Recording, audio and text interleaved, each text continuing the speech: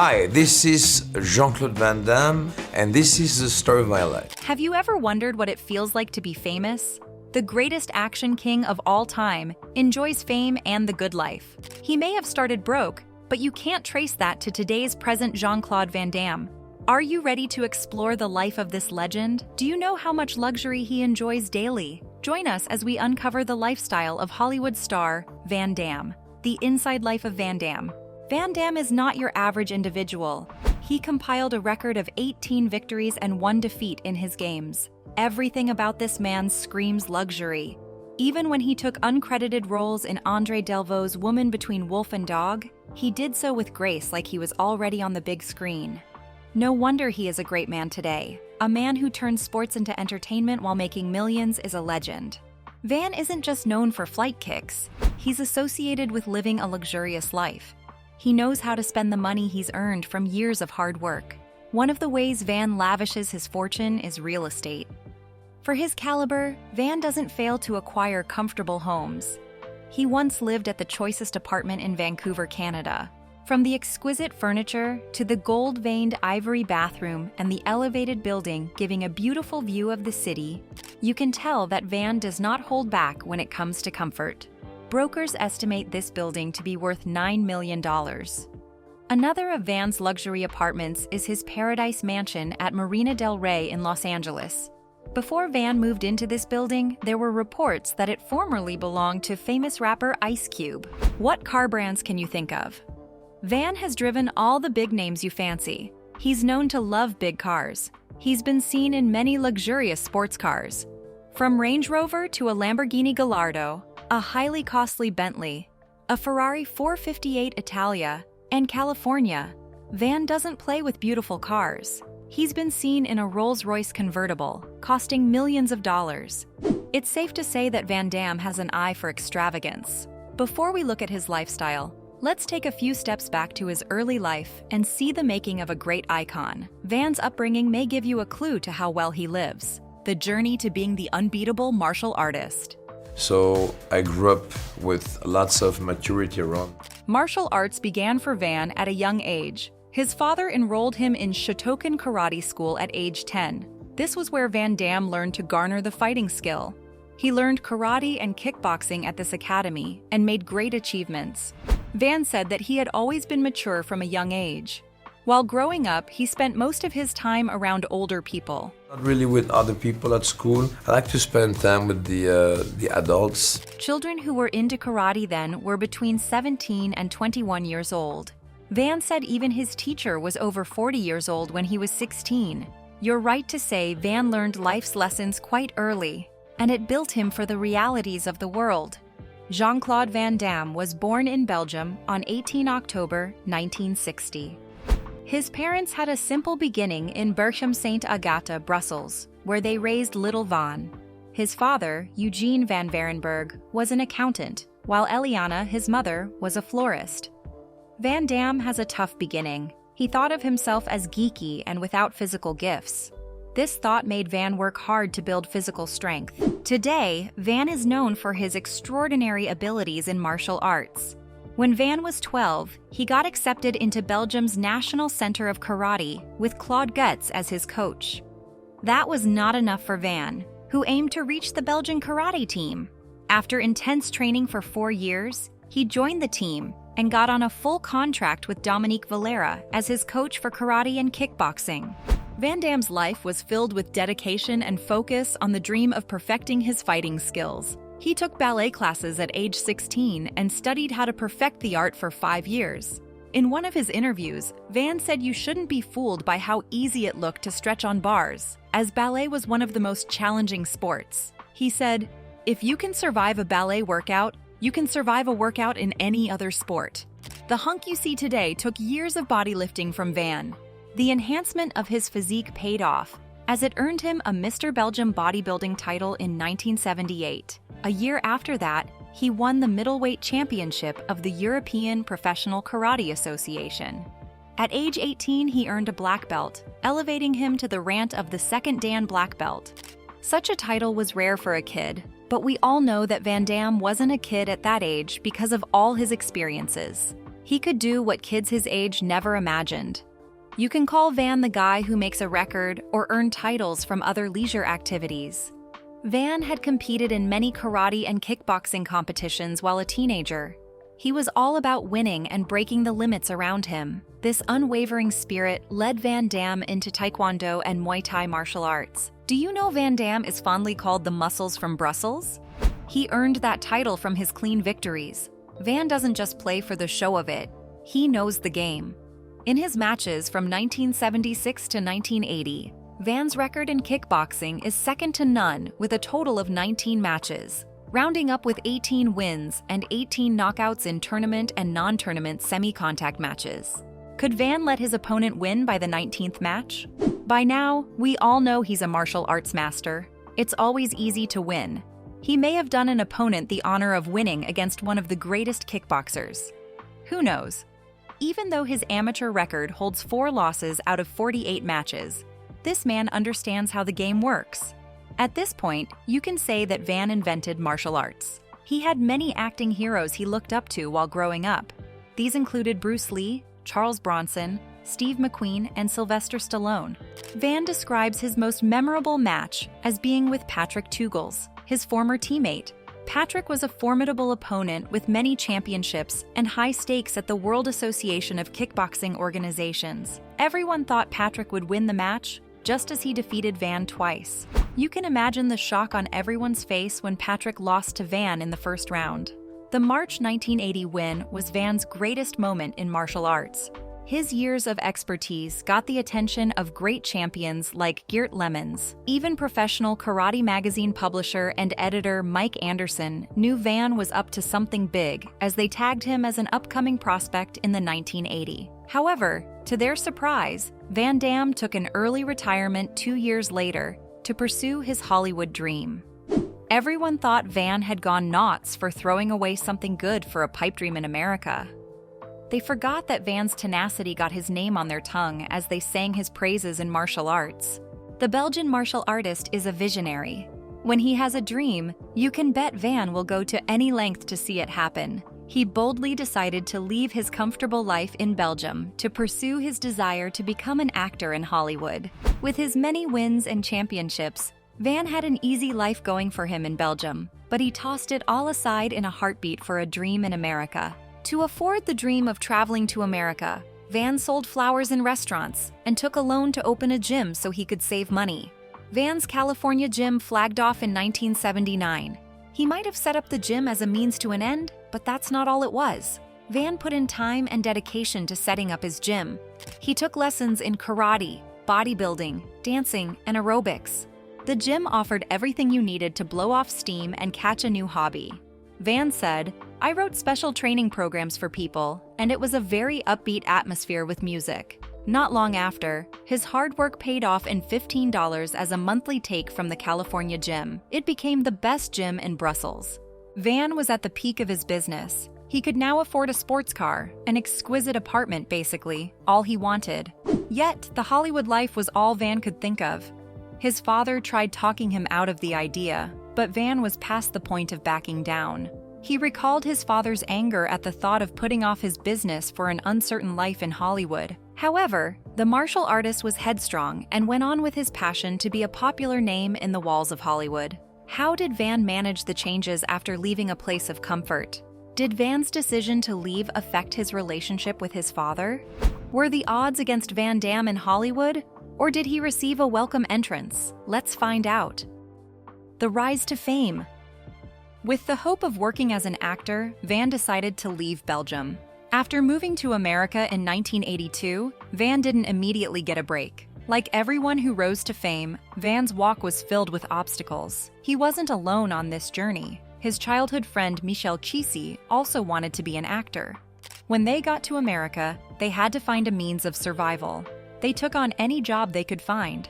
Van's first job was a role as a movie extra. It was the closest role to Van's dream of becoming an actor. When he first got to the United States, Van Damme had a rough time. He was left to face the new reality in America. However, the obstacles didn't stop Van from trying. One of the things that kept him going was his new friendships. He had become close with martial film actor Chuck Norris, and they began sparring together. This took Van's mind off the conflicting thoughts on whether he made the right choice in coming to America. He worked as a bouncer at Norris's bar and juggled being a karate instructor and a limousine driver. Van's sparring and night running kept his emotions in check and off his fears of never making it big in Hollywood. He then began training at one of the world's famous gyms, the Gold Gym. He kept hope alive as he purchased Logger magazine and sent his pictures and resume for every casting opportunity. Van kept this routine for many years and was determined to succeed. He reached out to as many producers as possible, hoping for a chance. He wanted them to see the abilities of the young man from Brussels. In 1984, Van moved on from extra roles to being a stunt double for Norris and got a role in a comedy short film, Monaco Forever. He went on to star as a villain in Corey Ewan's martial art film in 1986. 2 years later, his big break happened in Hollywood. How did this happen? He played the lead role in the martial arts film Bloodsport. Van played Frank Dux, a United States Army captain in Bloodsport. The movies hit the box office and made Van Damme recognized. Before he got a role in the film, Van was at a critical point in his life. He was homeless, sleeping in cars and garages, and sometimes had to resort to stealing food to survive. From being a successful gym owner in Belgium, this was the worst of times for Van. He begged for his starring role at Bloodsport, and when Van was cast, he gave them a run for their money. From here on, Van was on a roll with many film features. One of Van Damme's most talked about movies was Lionheart, which featured rear nudity. Van showing off his butt, clothed or unclothed, became a signature trademark. He also gave comical highlights in his movie features. Van has been interviewed several times to discuss this new acting skill. In 1919 too, Van Damme became famous globally for his role in the movie Universal Soldier. It was one of the biggest blockbusters that year, earning over $102 million worldwide. Van Damme went from sleeping in the garage to receiving a fee of $3.5 million for a role in Columbia's Pictures movie Nowhere to Run. From then on, Van became a big shot and starred in high-gross films. Van became a popular action film star as the movies he featured became commercially profiting films. People began trusting Van's brand with their work. Between 1993 and 1998, 3 Hong Kong filmmakers, John Woo, Tsui Hark, and Ringo Lam, collaborated with Van Damme for their debuts in Western cinema. Van also took a step to make his directorial debut in the movie The Quest. From 1988 to early 2000, fans couldn't get enough of Van's actions in the movies he featured. But after that, they slowly began to forget him. He fizzled out in the late 90s. Nonetheless, this didn't stop him from putting in effort. It might have been downtime for Van, but it didn't stop the martial actor from scaling new heights. He directed a crime drama called Jean-Claude Van Damme in 2008. The movie JCVD was a feature of Van's fictional version. In 2012, Van returned to the big screens for his action role in The Expendables 2. He got to act as a villain, opposite one of his heroes, Sylvester Stallone's character. His early breakthroughs and victories didn't come easy. He faced difficulties, but showed hard work and resilience to overcome the obstacles. Today, Van Damme is one of the greatest actors in the martial arts cinema. Van began his acting career in 1979 and is still in the game. After his comeback, Van has been actively acting and delivering incredible performances. A recent movie feature was Darkness of Man in 2024. Van is an exceptional actor who delivers martial arts, making him one of the most successful action stars ever. His movies have grossed over $1 billion, and the icon has set the bar high as he keeps showing up and will not leave anytime soon. Surprisingly, the favorite martial artist is a lover of animals. Van Damme has not hidden his love for animals and has partnerships with animal rights organizations. He also enjoys talking and is a great conversationalist.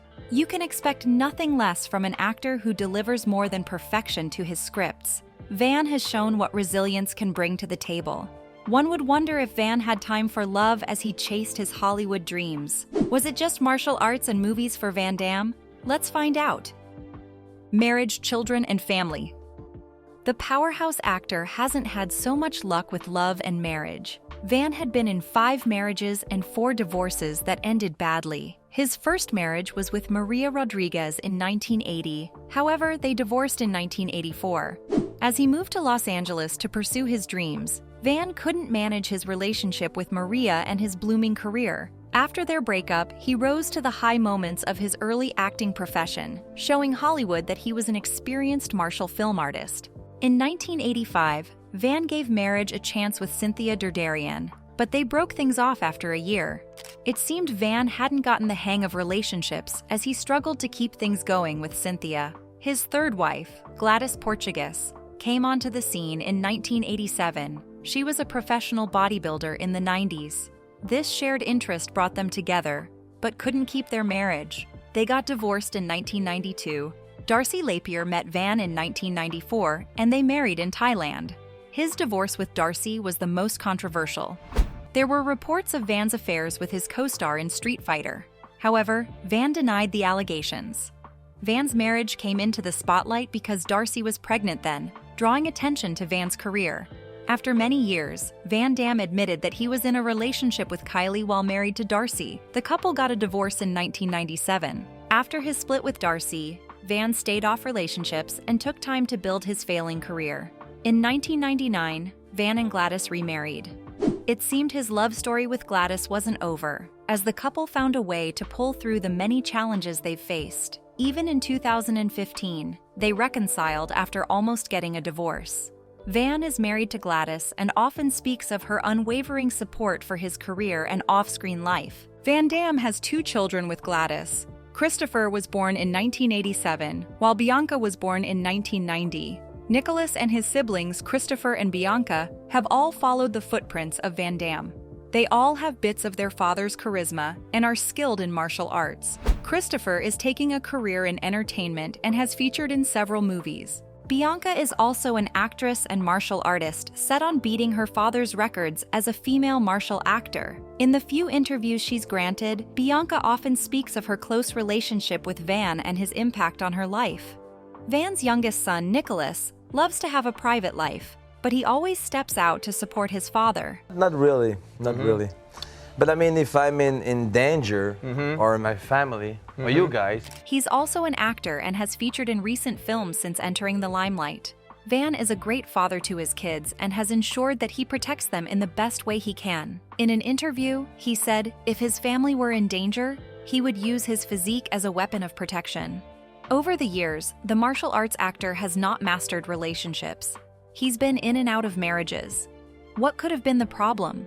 Didn't he understand the game of love as much as he did his delectable roles in blockbusters? The rise and fall in career and personal life. Van has faced many unsettling moments in his life. One of his major hits was his battle with substance addiction. It took so much from Van as he confessed to taking an unhealthy amount of narcotics. His bank account was affected, but his career and life were the hardest. Van's substance addiction began in his early years, and it became uncontrollable, leading the actor into rehab. After spending time in different rehab centers, Van saw no visible changes. His career faced many disturbing lawsuits and a poor review from his movie Street Fighter. Reports showed that he gave his producer and director on the Street Fighter set many troubles. He missed a lot of scheduled cast and showed late when he graced them with his presence. On several occasions, he accidentally hurt some of his co-stars on the set. This was the journey to Van's dwindling career.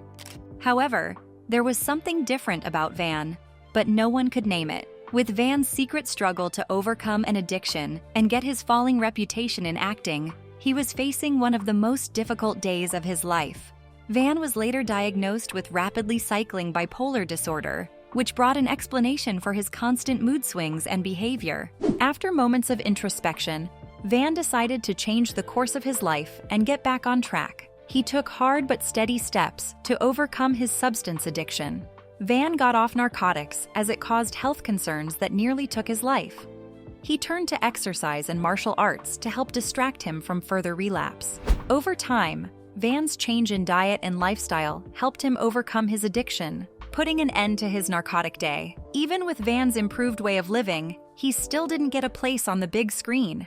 From the year 2000 till 2008, Van was off the big screen and seemed like a blacklisted actor. He's also faced many legal troubles. First was his marriage with Darcy, which brought media attention. She had filed a report of physical assault against Van, which led to him losing custody of Nicholas and the court giving him a restraining order. In the filming of the movie Cyborg, Van accidentally struck a stuntman, Jackson Robert, with a rubber prop knife, rendering him blind. Jackson filed a lawsuit against Van, and the court ordered him to pay for damages. In 2021, Van faced a serious maltreatment accusation from a 33-year-old in Brussels. She filed a complaint against Van, which brought investigation and media publicity. Van had many high and low moments, from his failure to balance his marriage and work life to personal conflicts and lawsuits.